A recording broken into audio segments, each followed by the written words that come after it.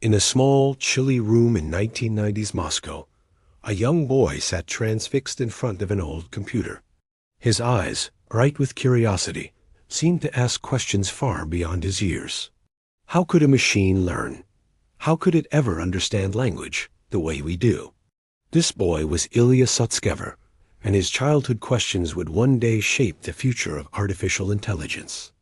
Growing up in a family that revered science, Ilya's path took a decisive turn when he stumbled upon old research papers about neural networks. The idea was like magic to him, a collection of mathematical nodes that could, in theory, mimic the intricate workings of the human mind. This spark of inspiration was all it took. In his early 20s, Ilya packed his bags and moved to Canada, enrolling at the University of Toronto. The initial days were a struggle.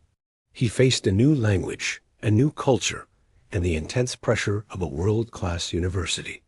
But as fate would have it, his journey led him to the office of Professor Geoffrey Hinton. At the time, Hinton was championing a concept many in the field had dismissed as a dead end: deep learning. In their first meeting, Hinton was blunt. "You know, everyone thinks this is a crazy idea, right?" he asked. Without missing a beat, Ilya replied, "All great discoveries seemed impossible at first." That confidence, that unwavering belief, impressed Hinton and marked the beginning of a legendary partnership. His PhD years were a true test of endurance. Ilya would work until dawn in a cramped lab, the heat from the computers often the only thing keeping the room warm. He survived on a meager salary, sometimes sleeping on an old couch in the office, fueled by passion and instant noodles. But the real challenges were intellectual, not material. He was pushing the boundaries of what was thought possible, and not everyone was ready to listen. I remember a story he tells about a conference in 2012. He was on stage, presenting his early research on word vector representations, a way to turn words into numbers that a computer could understand. After his talk, a seasoned researcher publicly mocked him. "This is mathematical nonsense. Language is far deeper than just a string of numbers." Ilya returned to his hotel room that night, feeling completely discouraged. But his research partner, who would later become his wife, gave him the perspective he needed. "Remember," she told him, "Galileo was mocked by everyone too." That encouragement was a turning point. The very next year, in 2013, Ilya and his team published the groundbreaking Word2Vec paper. It was a revolution. Suddenly, a computer could grasp relationships between words. It could understand that if you take the concept of king, subtract man, and add woman, the result is queen. For Ilya, it was a moment of pure awe. He described it as watching equations come to life, seeing cold mathematics blossom into genuine understanding. The world took notice. Google came calling with a job offer and a salary that was hard to refuse. But Ilya hesitated. He wrestled with the question, should I sell my passion to a big corporation? Ultimately, he took the leap, believing that a larger platform would give his work a wider, more meaningful impact. He found himself in the luxurious, sprawling offices of Google in California. But amidst the perks and resources, a sense of unease began to grow. We're building incredible tools, he wondered, but for what purpose? What is the ultimate goal? Then, on a crisp autumn day in 2015, his phone rang. It was Sam Altman and Elon Musk. They laid out a radical vision, a nonprofit research institute dedicated to developing safe artificial intelligence for the benefit of all humanity. They asked him, "Will you take this risk with us?" Without a second thought, Ilya left his secure, high-paying job. He walked away from financial certainty and plunged into a new adventure with a small group of idealists. This was the birth of OpenAI. The early days were a far cry from Google's campus. They worked out of a modest apartment, taking turns buying coffee and engaging in marathon debates about the ethics of AI that lasted late into the night. The journey was fraught with challenges. By 2018, the team was on the verge of collapse. torn apart by disagreements over the company's direction. Ilya was plagued by profound doubts. He started asking himself the hard questions. What if we're recreating forces we can't control? What if we're unleashing something that could harm humanity? The answer, or at least a glimpse of it, came one long night.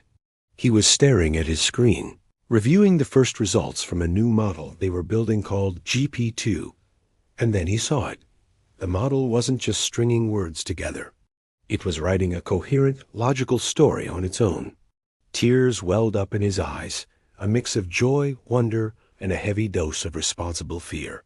The next morning, he gathered his colleagues. "We've created something incredibly powerful," he told them. "And that means our responsibility is far greater than we ever imagined." This realization fundamentally changed their approach. When they eventually released GPT-3 in 2020, the world exploded. Suddenly, OpenAI was a household name. Everyone, from tech enthusiasts to news anchors, was talking about them. But with fame came intense scrutiny and criticism. In a tense meeting with the ethics team, Ilya made his position clear. The challenge isn't just making the model smarter, he argued. The real challenge is ensuring that its intelligence serves humanity, not harms it. He spent sleepless nights haunted by visions of dystopian futures, but he was also inspired by the incredible potential for good. He saw AI helping scientists discover new medicines, assisting children in their learning, and breaking down language barriers that have divided people for centuries. It was this delicate balance between immense potential and profound risk that defined his work. Today, if you visit OpenAI, you might find Ilya in his relatively modest office. On the wall hangs a picture of that first small team, a reminder of their humble beginnings. A decade has passed, but the core question that drives him remains the same. How do we build intelligence that truly benefits all of humanity? When a visiting student asks him what he's learned on this incredible journey, his answer is simple yet profound. "The greatest lesson," he says, "is that the most complex technology requires the deepest humanity. True intelligence isn't found in the equations, but in the wisdom to use them for the right reasons." The story of Ilya Sutskever is a powerful reminder that the greatest human achievements often begin with a simple, passionate question. They are fueled by perseverance through failure and crowned by a deep sense of responsibility. In a world where technology is advancing at a breathtaking pace, Ilya's journey proves that our human values, our empathy, our wisdom, and our commitment to each other are the most important tools we have to guide us into the future. That curious boy from Moscow became one of the most influential minds in artificial intelligence, but he's still that passionate researcher, eating pizza while debating mathematical models, and insisting that the greatest discoveries are still yet to come. Thank you for watching. If you found this story as inspiring as I did, please consider liking this video and subscribing for more stories about the people shaping our world. See you next time.